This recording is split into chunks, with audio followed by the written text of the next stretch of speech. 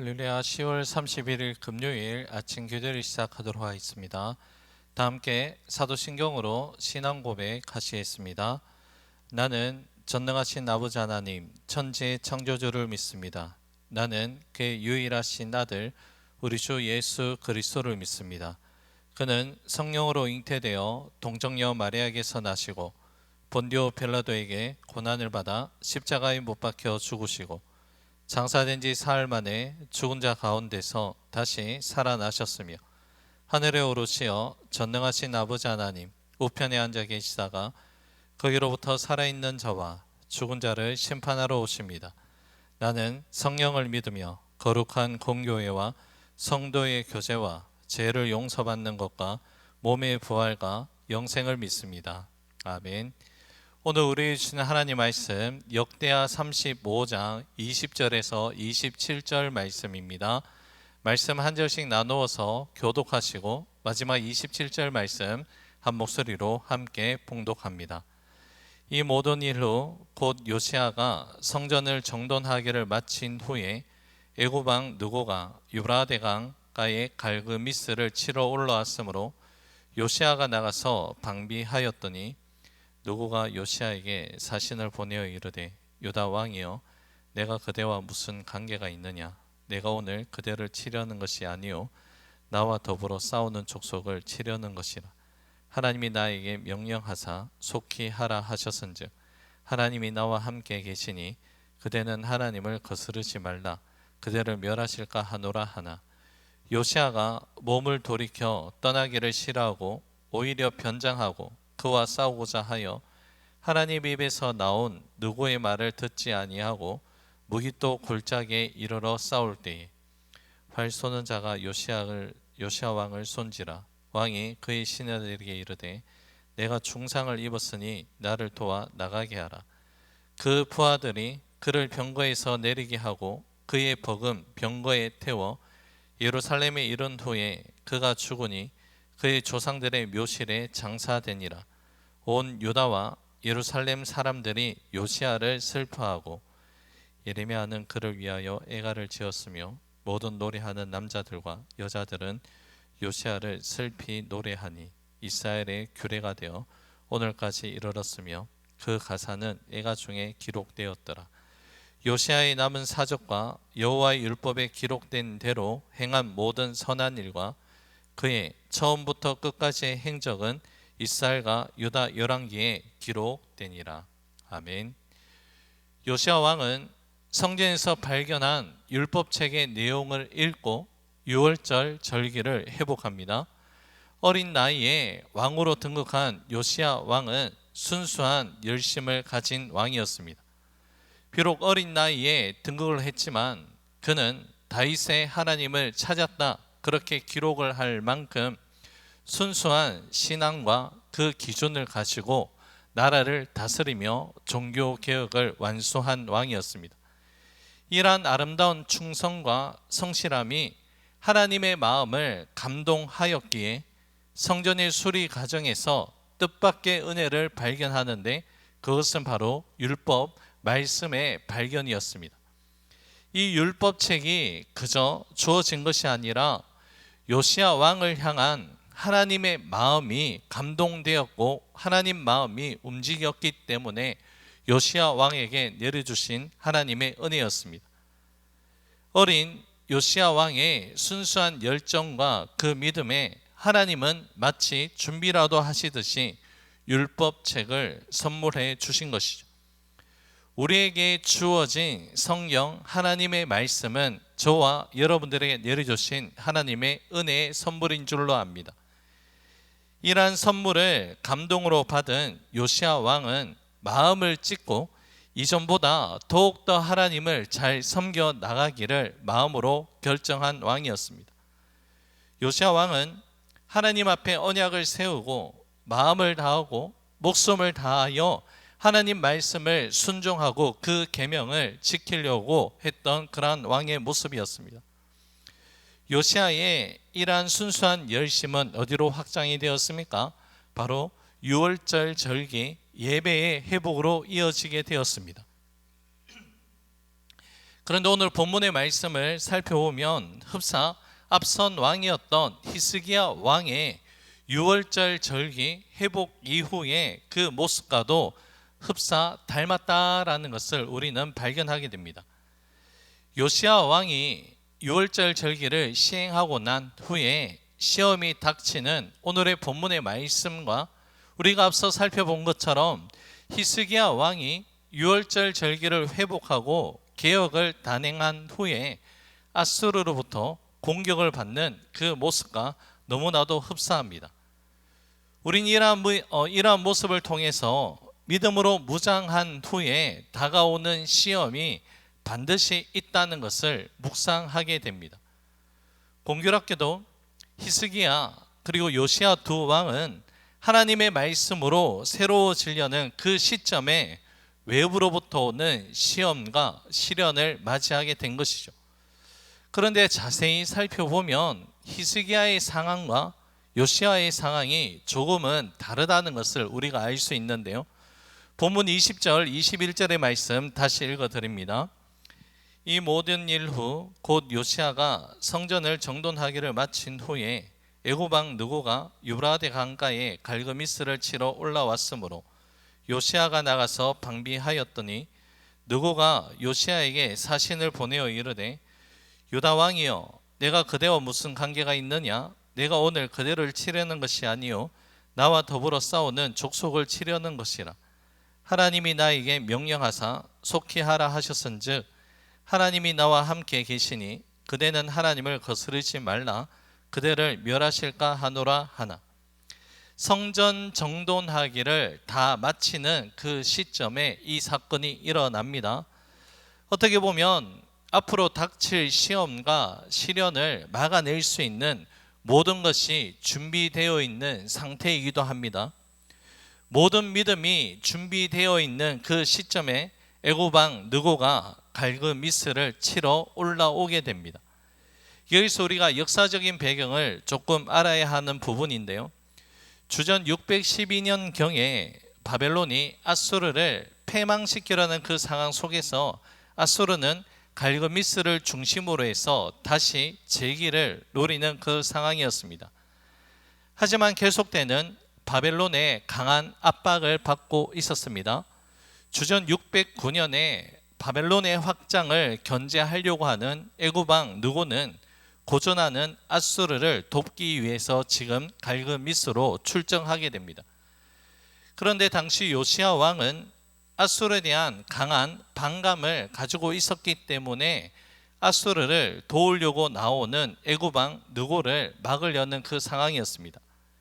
이때 애굽 왕이 요시야에게 이렇게 이야기를 합니다. 자기들을 막는 것은 하나님의 뜻을 거스르는 행동이라고 그렇게 전합니다. 애굽 왕도 어찌 보면 요시야 왕의 하나님을 향한 믿음을 알고 있었는데 요시야 왕이 섬기는 하나님의 말씀을 가지고 국가 간의 충돌을 피하려고 하였던 것이죠. 애굽 왕은 지금 요시야 왕과 전혀 싸울 의사가 없었고 자기들의 목적은 남유다가 아니라 바벨론이라는 그 분명한 목적을 명확하게 드러내고 있습니다. 충돌과 전쟁을 피하려는 애굽 왕의 이 말에 요시야는 크나큰 실수를 범하고 납니다. 그것이 어떠한 실수입니까? 하나님께 지금 애굽 왕의 말이 맞는지 그 마음이 정말 선한 마음인지 하나님께로부터 확인을 받았어야 했습니다. 그러나 요시야 왕은 애굽 왕이 말씀에 근거한 평화적인 메시지를 냈음에도 불구하고 그들을 대적하기 위해 변장을 하고 무기또의 전투에 들어가게 됩니다. 그 결과 어떠한 결과가 돌아옵니까? 요시야 왕은 활 쏘는 자에게 중상을 입었다라고 23절 말씀에 기록되어 있습니다. 이 모든 상황은 요시야 왕의 순전한 오판에서부터 시작이 되었다는 것이죠. 그가 마음을 다해 하나님의 계명에 순종하겠다라고 한 그 믿음이 어찌 보면 현실의 문제와는 동떨어진 행동으로 이어졌다는 것입니다.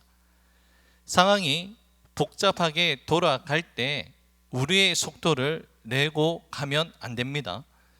분명히 내가 생각하는 로드맵, 계획이 있다 할지라도 그것이 하나님의 뜻과 일치하는지를 반드시 물어보고 기다려야 한다는 것이죠. 유혹과 속임수에 넘어가지 않기 위해서 모든 것을 알고 계시는 우리 주님께 기도하고 우리는 주님의 뜻을 천천히 기다려야만 합니다. 기도만 해서 안 되고 잠잠히 기도하고 기다릴 줄 아는 그러한 믿음의 분별력이 필요한 것이죠. 성급함은 하나님의 일을 거스르고 또한 기도하지 않고 기다리지 않는다는 것은 무장되지 않은 영적인 상태와 같다는 것을 알 수 있습니다. 요시야 왕은 지금 무장되지 아니하였고 또한 하나님의 뜻과는 반대되는 편에 서 있는 그러한 안타까운 모습을 자아내고 있습니다. 요시야 왕 그는 분명 하나님의 성전을 재정비하고 율법책을 통해 그들의 조상들이 하나님께 어떠한 범죄를 저질렀는지 그것을 알고 그 옷을 찢은 왕이었습니다. 하지만 이 말씀이 자신의 현실 속에서는 전혀 실현되거나 반영되지 않고 있는 모습을 오늘 우리는 알 수 있습니다. 조상들의 실수와 범죄와 곧 나를 향한 하나님의 메시지임을 분명히 알고 깨달았다면 지금 이러한 상황 가운데 자신의 의지대로 행동했는 것이 아니라 즉각적으로 하나님의 말씀을 떠올리고 하나님께 이 모든 상황을 여쭤보는 그러한 믿음의 지혜를 가졌어야 할 것입니다. 자, 이 함정 속에 이러한 상황 속에 요시야는 하나님의 뜻을 기다리지 못하고 또한 하나님의 뜻을 구하지도 아니하였습니다. 여러분, 이러한 모습을 통해 우리의 모습을 되돌아보기를 원합니다. 우리들도 때로는 내 삶 가운데 하나님의 뜻을 알지 못하고 분별하지 못하며 행할 때가 있습니다. 또한 우리와 함께하는 자들 가운데 내 뜻과 다르다고 해서 내가 대적 원수처럼 여기고 살아가고 있지는 않습니까? 내 의견과 다르다고 해서 내 표현 방식이 나의 결과 다르다고 해서 나의 목표와 그들의 목표가 다른 목표를 가지고 있다고 해서 나에게 어떠한 실수를 했다고 해서 용납하지 못하고 그들을 적대시해서는 안 된다는 것이죠. 왜 그렇습니까? 그 사람도 하나님의 사람일 수 있기 때문이라는 것이죠. 그렇기 때문에 기준은 내 감정이나 내 태도가 아니라 바로 예수님이 되어야 하고 하나님의 말씀이 되어야 할 줄로 압니다. 주님과 대적하는 자인가, 말씀대로 순종하지 못하는 자인가를 먼저 살펴봐야 한다는 것이죠. 하지만 그마저도 우리 주님은 원수를 사랑하라고 그렇게 말씀하셨습니다. 나의 대적이 하나님의 대적이 아닐 수 있다는 것을 우리는 명심해야 된다는 것이죠. 어떠한 상황 속에 있고 어떠한 메시지가 나에게 전해진다 하더라도 그 가운데서도 하나님의 뜻과 하나님의 계획이 있다는 것을 기억하고 우리는 말씀 안에서 모든 것을 잘 분별할 수 있도록 기도하고 힘쓰며 나가야 합니다. 자, 요시야 왕의 죽음을 맞이했는데요. 요시야 왕의 죽음은 온 유대의 슬픔이 되고 맙니다. 본문 25절 말씀입니다.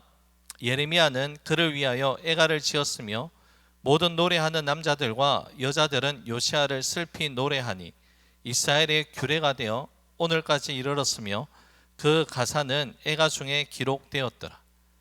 요시야 왕의 죽음은 온 유다 백성의 슬픔으로 돌아왔습니다.